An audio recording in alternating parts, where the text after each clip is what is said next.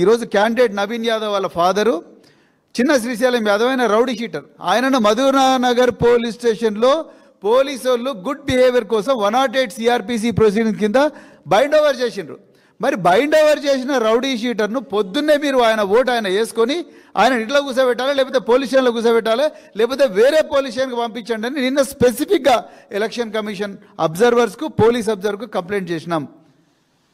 ఇవాళ ఉదయం నుంచి సాయంత్రం వరకు చిన్న శ్రీశైలం యాదవ్ మొత్తం అంగడంగడి చేసిండు బూత్ నెంబర్ 244 to 251 దాకా. అది కూడా లైవ్ లొకేషన్తో ఇచ్చినాం, లైవ్ కామెంటరీ ఇచ్చినాం. కానీ ఒక్కరు కూడా వాళ్ళని పోయి ఆపలేదు. ఉల్టా వద్దిరాజు రవిచంద్ర గారు ఎంపీ మీద, ఎర్రోల శ్రీనివాస్ మీద, పాడి కౌశిక్ రెడ్డి వీళ్ళందరి మీద కూడా దాడి చేసిండ్రు. అసలు దాడి చేయాల్సింది, అరెస్ట్ చేయాల్సింది, వేరే పోలీస్ స్టేషన్కి పంపించాల్సింది ఎవరిని?